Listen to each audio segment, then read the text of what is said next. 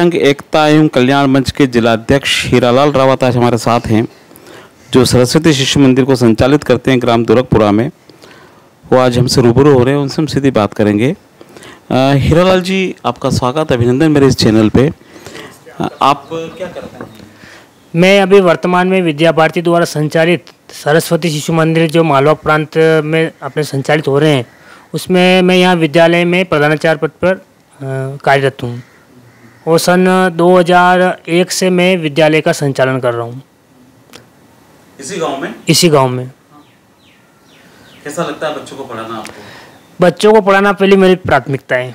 बच्चों को पढ़ाना मेरे को अच्छा लगता है और मैं जीवन से मेरे को पढ़ना और पढ़ाना, ये दो चीज़ों पे मैं काम करता हूँ। परिवार में कौन है आपके?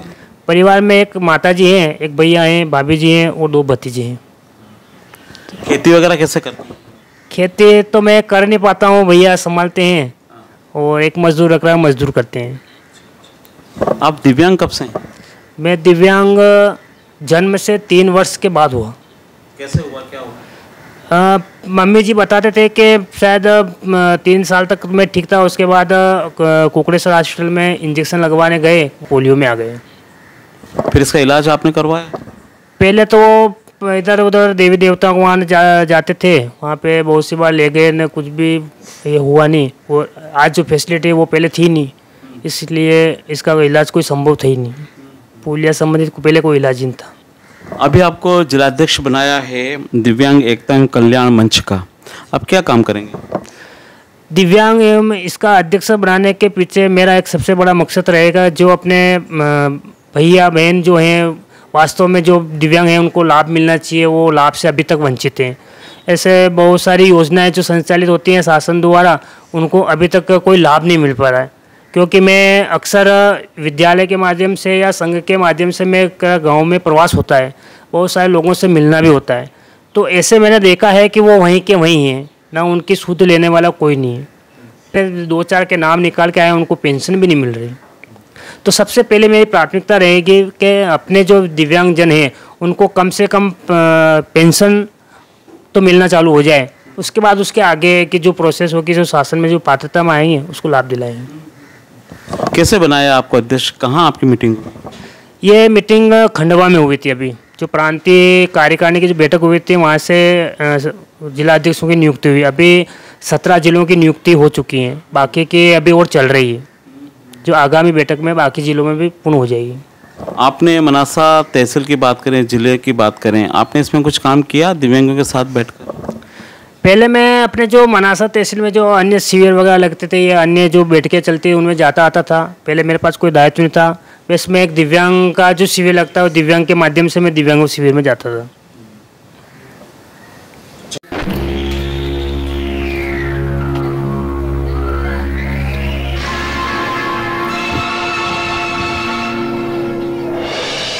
तो आपको जिलाध्यक्ष बना दिया, अब आप जिले में कैसे काम करेंगे?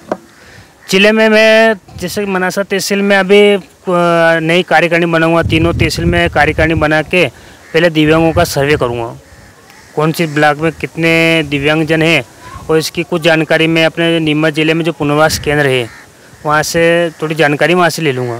बाकी जो शासन की जो योजना से वंचित है उनकी एक सूची बनाएंगे, फिर उनसे अपन उनके कॉन्टैक्ट नंबर लेकर उनसे संपर्क करके उसके बाद मेरा दूसरा लक्ष्य रहेगा जिलाधीश महोदय से संपर्क करना। उनके माध्यम से अगर जो भी सहयोग मिलेगा वो योजनाओं में लाभ दिला के उनको काम करेंगे। बात करें जो दिव्यांग हैं इस ज़िले में, उनकी क्या क्या ऐसी बड़ी समस्याएं हैं जो सरकार से आप उनको हल कराने की कोशिश करेंगे? एक तो अभी ये 80% जो घर से कहीं जा नहीं सकते हैं, उनको एक अभी शासन द्वारा ये मोटराइज ट्राइसिकल मिल रही है, उनको ये भी जानकारी नहीं है। तो सबसे पहले वो कम से कम ये गाड़ी मिल जाएगी तो वो इस पर उनका कुछ व्यवसाय तो कर सकते हैं, कम से कम ज़्यादा नहीं तो गांव में कुछ धंधा चालू कर लेंगे तो उनका थोड़ा रोजगार बढ़ेगा। सबसे पहले ये प्राथमिकता रहेगी कि 80% ये योजना का लाभ मिलता है, उनका चयन करके उनको इस गाड़ी का लाभ दिलाएंगे तो छोटा मोटा व्यवसाय चालू हो जाएगा उनका। और ऐसी क्या समस्याएं आपको नज़र आती हैं? एक तो जैसे कि मैंने अभी तक जो शिविरों में जाना हुआ है तो लोगों को दिव्यांग जो प्रमाण पत्र बनते हैं वो बहुत सारे इनके 3 साल की वैलिडिटी रहती है। तो वो बना के छोड़ देते हैं, भूल जाते हैं कि हमारा दिव्यांग प्रमाण पत्र बन गया। और जब उनका उपयोग होता है तब पता चलता है कि इसकी तो उनका नवीनीकरण नहीं करा पाते हैं। तो एक तो उनका नवीनीकरण कराएंगे और दूसरी एक और अपने नीमच ज़िले में समस्या आ रही है कि जो अपने प्रमाण पत्र जो जारी करते हैं डॉक्टर लोग, इसकी भी समस्या आ रही है। अभी शायद 19 तारीख को एक शिविर था, उसमें मंदसौर से डॉक्टर आए और अपने पुनर्वास केंद्र पे काम चालू हुआ है। 1-2 महीने से कुछ भी प्रमाण पत्र वगैरह नहीं बन रहे थे। तो हम अपने विधायक साहब से, मंत्री जी से इस विषय में लिखेंगे कि कम से कम जो हैंडीकैप्ट के लिए एक डॉक्टर की नियुक्ति हो जाए यहाँ नीमच में, तो नीमच ज़िले वाले को कोई परेशानी नहीं हो, उनका समय पर प्रमाण पत्र का नवीनीकरण हो जाए, जिसके नहीं बने उनके बन भी जाए। और दूसरा, अभी एक शासन ने एक नई योजना और चालू करी कि प्रमाण पत्र तो है, इसके अलावा एक UID कार्ड और जारी किया जो भारत सरकार द्वारा जारी होता है। इसमें एक UID कार्ड ये इससे बनता है, उसके अंदर उसके जितने भी डाटा रहते हैं वो सब उसके अंदर चले जाते हैं। जैसे अपना आधार कार्ड होता है ना, आधार कार्ड से अपन सबको हम कर लेते हैं, वैसे एक दिव्यांगों के लिए UID कार्ड हुआ है। तो कम से कम सभी व्यक्तियों का UID कार्ड बन जाए तो वो फिक्स रहता है, उसकी कोई वैलिडिटी नहीं रहती है, वो लाइफ टाइम के लिए। वो आधार से भी जुड़ जाएगा, बैंक अकाउंट से भी जुड़ जाएगा, उसकी संपूर्ण जानकारी भी उसके अंदर रह जाएगी। उसके बाद अभी ये जो दिव्यांग प्रमाण पत्र जो बनता है जिला सिविल सर्जन द्वारा, इसका भी डिजिटीकरण हो रहा है, तो उनका भी डिजिटल करवाएंगे, तो ऑनलाइन हो जाएगा सब प्रोसेस। ये सब काम करेंगे। अच्छा, किसी को आपसे संपर्क करना हो तो कैसे संपर्क करें? जो दिव्यांग, किसी परिवार से कोई दिव्यांग है और वो कुछ मदद चाहता है शासन से, चूँकि आप जिला अध्यक्ष हैं, संपर्क लोग आपसे करेंगे, वो संपर्क आपसे कैसे कर सकते हैं, कहाँ आपसे मिल सकते हैं? जी, मेरा तो अभी तो मनासा में ज़्यादा आना जाना रहता है।